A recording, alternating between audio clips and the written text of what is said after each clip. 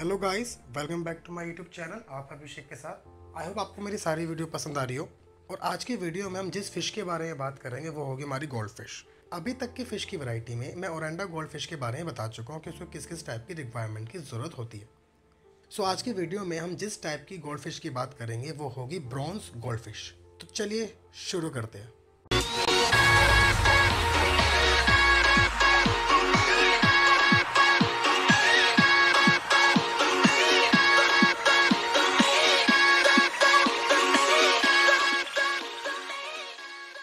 So fish keeping में gold fish सबसे oldest fish है। मतलब ये फिश हमारे एशियन टाइम से हमारे एक्वेरियम हॉबी में और उसको फिश कीपिंग करी जाती है। बट आज की वीडियो में हम जिस फिश के बारे में बात करेंगे वो होगी हमारी bronze gold fish. Bronze gold fish इसका नाम इसीलिए ही पड़ा है क्योंकि ब्राउन कलर होती है, थोड़ा सा ब्राउन और थोड़ा सा गोल्डन का आपका मिक्सचर होता है, इसीलिए आपका ब्रॉन्ज गोल्ड फिश का नाम पड़ा। फिश कीपिंग के लिए एक बिगनर के लिए अगर कोई फिश रखना चाहता है तो सबसे पहले उसके दिमाग में जो ध्यान आता है वो हमेशा ये कहता है गोल्ड फिश रखे, क्योंकि गोल्ड फिश आपकी बहुत ही आई कैचिंग होती है। तो इसीलिए मोस्ट ऑफ द लोग सबसे पहले अगर कोई फिश प्रेफर करते हैं जिनके बारे में फिश को इन्फॉर्मेशन नहीं होती, अगर वो प्रेफर करते हैं कौन से फिश रखनी तो सबसे पहले हमेशा गोल्ड फिश चूज़ करते हैं। वो इसीलिए क्योंकि उसके कलर काफ़ी ब्राइट होते हैं, बहुत छोटा साइज होता है और बहुत अच्छी लगती है स्विम करती है। सो यही वजह है कि जितने भी बिगिनर होते हैं जिनको फिश के बारे में नॉलेज नहीं होती, तो सबसे पहले हमेशा वो गोल्ड फिश को प्रेफर करते हैं। अगर हम इसके नेचर की बात करें तो गोल्ड फिश एक सॉफ्ट वैरायटी की फिश है, पीसफुल फिश है। Soft variety and peaceful fish से मेरा मतलब कि ये फिश अग्रेसिव नेचर की नहीं है, किसी के साथ भी फाइट नहीं करती। जैसे कि हार्ड फिशेज होती है वो दूसरों को अटैक करती है, बट आपकी गोल्ड फिश किसी को भी अटैक नहीं करती। हो सकता है खाना कम मिलने की वजह से कि दूसरी फिशेज को वो निप करे। अगर आप अपने फिश कीपिंग में न्यू है और आपने न्यू टैंक सेटअप किया, स्ट्रांगली रिकमेंड अपने फिश को डायरेक्टली अपने वाटर में ना डालें। आपकी गोल्ड फिश सर्वाइव नहीं करेगी, वो मर जाएगी। इसके लिए हम एक अलग टॉपिक की बात करेंगे जो साइकिल ऑफ टैंक होता है, जहाँ पर हमारा क्या काम होता है। बट अगर आपने न्यू एक्वेरियम रखा है तो उसमें कभी भी डायरेक्टली उसके एक्वेरियम सेटअप करते ही 1 या 2 दिन में फिश नहीं डाली, वो मर जाएंगी। और अगर आप जब भी आपके टैंक साइकिल हो जाए, टैंक साइकिल होने के बाद कोई भी फिश ला रहे, सिर्फ गोल्ड फिश ही नहीं, कोई भी फिश ला रहे हैं तो उसको एटलीस्ट अपने टैंक में हमेशा पेयर में रखें। कोई भी पीस, कोई भी आपकी फिश आपके टैंक में सिंगल नहीं होनी चाहिए, इसकी वजह से फ्रेश को स्ट्रेस रहता है। सो स्ट्रॉन्गली रिकमेंड जब भी अपने फिश को अपने एक्वेरियम में रखें वो एटलीस्ट आपके पेयर में तो होने ही चाहिए, बेशक वो आपकी हार्डे फिश हो या गोल्ड फिश हो। इसी के साथ अगर हम गोल्ड फिश की रिक्वायरमेंट की बात करें, गोल्ड फिश को क्या क्या चाहिए उसको रहने के लिए, तो उसकी केयर लेवल काफ़ी ईजी है। बिगनर्स के लिए थोड़ा सा हो सकता है कि आपको दिक्कत है इसको संभालने के लिए, बट गोल्ड फिश या फिर ब्रॉन्ज गोल्ड फिश को संभालने में एज सच आपकी ज़्यादा नीड नहीं पड़ती, क्योंकि जो ब्रॉन्ज गोल्ड फिश होती है वो आपकी थोड़ी सी हार्डे फिश होती है, सॉफ्ट वैरायटी में, कि आपका जितना भी वाटर चेंज होता है उसको वो टॉलरेट कर लेती है। गोल्ड फिशेस के अगर हम टैंक साइज की बात करें तो उसको मिनिमम 2 से 3 फीट का आपको टैंक देना ही है, सिर्फ अगर आप उसको गोल्ड फिश में रख रहे हो। मैं कम्युनिटी टैंक की बात नहीं कर रहा हूँ। अगर आपको उसको गोल्ड फिश के टैंक में रखना है तो एटलीस्ट इनको 2 से 3 फीट का टैंक ही दे, जहाँ पर वो अच्छी तरीके से स्पेस मिले, वहाँ पर मूव कर पाए और आपका ग्रो हो पाए। ग्रोइंग से इनकी साइज़ की बात करें तो गोल्ड फिश स्लो ग्रोथ करती है। हर एक फिश के कंपैरिजन में गोल्ड फिश की ग्रोथ जो होती है बाकी सबकी फिशेज के कंपैरिजन में बहुत ही ज़्यादा स्लो होती है, और इनकी हाइट, उनका साइज़ भी ज़्यादा मैक्सिमम रीच नहीं कर पाता। जो गोल्ड फिश का मैक्सिमम साइज़ होता है, अगर उसके फुल्ली ग्रोन साइज़ की बात करें तो एटलीस्ट आपका 20 से 25 सेंटीमीटर ही होगा, वो भी तब अगर आप उनको अच्छे से उनको फीड कर रहे हैं। ऑल दो गोल्ड फिश की अगर एज की बात करी जाए, गोल्ड फिश की एज एटलीस्ट आपकी 12 साल की होती है लाइफ स्पैन। वो ईजिली आपका 10 से 12 साल तक सर्वाइव कर सकती है, बस कंडीशन है कि आपको उसकी केयर करनी पड़ेगी, अच्छे से आपकी वाटर कंडीशन देनी पड़ेगी। टेम्परेचर अगर गोल्ड फिश के लिए बात करें तो टेम्परेचर भी आपका क्या होना चाहिए, मॉडरेट।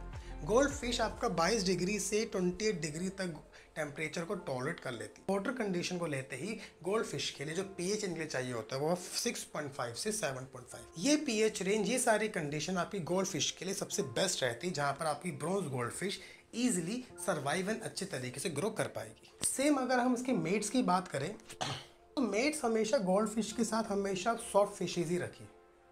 अगर आप इनको कम्युनिटी टैंक में भी रखोगे तो हो सकता है कि बाकी सारे फिशेज इनको निप करें, क्योंकि जितनी भी गोल्ड फिश होती है सारे की सारी गोल्ड फिश आपकी स्लो स्विमर होती है। स्लो स्विमर होने की वजह से बाकी फिश इनको पकड़ लेती है और वहाँ पर इनके फिन निप करती रहती है। जैसे कि हमारे पास एंजल फिश है। जब मैंने अपना गोल्ड फिश टैंक बनाया था तो मुझे नॉलेज नहीं थी और मैंने गोल्ड फिश के साथ गुरामी फिश एंड ये एंजल फिश रख दी थी। जिसकी वजह से क्या हुआ था, वो मेरे फिशेस के फिन को निप करने लगे। तो इवन आई ऐड मोले विद गोल्ड फिशेस। तो मेरे पास ये नॉलेज नहीं थी, बट ये मिस्टेक आप ना करें। इसलिए रिकमेंड कि जब भी आप गोल्ड फिश का टैंक बनाएं, आप उनके साथ सिर्फ और सिर्फ गोल्ड फिश ही रखिए। गोल्ड फिश का टैंक बहुत ही सुंदर लगता है अगर आप उनकी केयर कर रखी हो तो। सो अब गोल्ड फिश के साथ जितने भी गोल्ड फिश की वैरायटी है आपकी, ओरेंडा फिश है, रेड कैप फिश है, बबल आई है, पर्ल स्केल है, शुभांकिन है, ये सारे आप गोल्ड फिश इनके साथ रख सकते हैं। अगर आपके टैंक में काफ़ी स्पेस है तो इनके साथ आप कुछ सेमी एग्रेसिव फिश भी रख सकते हैं, जैसे कि कोइस। जो इंडियन कोइज होती है वो थोड़ी सी एग्रेसिव इन नेचर होती है अगर उन्हें फूड ना मिले। तो कोइज है, टिनफॉइल बाब है, डॉलर फिश है, इन सब के साथ आप गोल्ड फिश को रख सकते हैं। बस कंडीशन है कि आपका टैंक साइज बड़ा होना चाहिए, एटलीस्ट 6 फीट का। सेम गोल्ड फिश के लिए उसकी फूड की क्वालिटी अच्छा होना बहुत जरूरी है, क्योंकि गोल्ड फिश की सुंदरता, गोल्ड फिश की ब्यूटीफुल, गोल्ड फिश की उसकी आई कैचिंग अपीयरेंस ये उसकी कलर से आती है। और किसी भी फिश के जो कलर होते हैं वो उसके फूड पे डिपेंड करते हैं, उसका फूड कितना अच्छा आप उसको फूड दे रहे हो। सो अगर आपने गोल्ड फिश रखी हुई है, फिर अगर आपको आपके लिए बजट फ्रेंडली फूड चाहिए तो आप ऑप्टिमम प्रीफर कर सकते हैं। ऑप्टिमम का 1 kg का पैक आता है जो आपका काफ़ी अच्छा, और इसी के साथ आप मिक्स करके आप वाह का फूड दे सकते हैं। ये दोनों ही कॉम्बिनेशन है, पर्सनली इसको फॉलो करते हो, काफ़ी अच्छा रिजल्ट मिलता है। बट इसके अलावा आप इनके लिए हिकारी गोल्ड फिश का फूड भी ले सकते हैं। हिकारी का फूड सबसे बेस्ट है और ये फूड की 100% गारंटी कि आपके फिशेस के कलर काफ़ी अच्छे करते हैं। बट इसके अलावा आपको फिशेस को 1 in a वीक आपको कुछ ऐसी चीज़ें भी देनी होती है जो उनका डाइजेस्टिव सिस्टम अच्छा करे। खास बात ये होती है कि गोल्ड फिश में उनका स्टमक नहीं होता, जिनकी वजह से इनको कुछ मिनिमम अमाउंट में ही फूड देना पड़ता है। अगर आप इनको ज़्यादा फूड दोगे तो उन्हें एयर ब्लैडर डिजीज़ होती है, जिसकी वजह से स्विम नहीं कर पाते। इस पर भी हम एक अलग से वीडियो बनाएंगे कि क्या डिजीज़ होती है। बट गोल्ड फिशेस के लिए आपको कुछ चीज़ें ऐसी फॉलो करनी पड़ती है जिसकी वजह से इनका डाइजेस्टिव सिस्टम अच्छा रहे, बिकॉज इनके पास स्टमक नहीं होता एक्चुअली में। सो यहाँ पर इसके लिए क्या करना होता है, आपको 1 in a 10 day और 1 in a week इनको आपको मटर के दाने देने पड़ते हैं, पीस। इससे फ़ायदा क्या होता है कि जितना भी इनके अंदर जो खाना होता है वो जल्दी आपका डाइजेस्ट हो जाता है। तो जितनी भी आपके घर अगर पीस के दाने, तो 1 हफ्ते में एक बार या फिर 10 दिन में एक बार इनको आप मटर के दाने फीड कर सकते हैं, जिससे इनका डाइजेस्टिव सिस्टम क्या रहे, अच्छा रहे। And last but not least, अगर हम इसके प्राइस की बात करें तो जो ब्रॉन्ज गोल्ड फिश जो मैंने ली थी वो यहाँ पर मुझे 100 से 120 रुपीज़ पर पीस के हिसाब से पड़ा था। हो सकता है कि आपके वहाँ पर इसका रेंज का डिफरेंस हो, क्योंकि दिल्ली का प्राइस है। आई होप आपको मेरी वीडियो पसंद आई हो। अगर आपको वीडियो पसंद आई है तो इस वीडियो को लाइक करें, शेयर करें, सब्सक्राइब करें।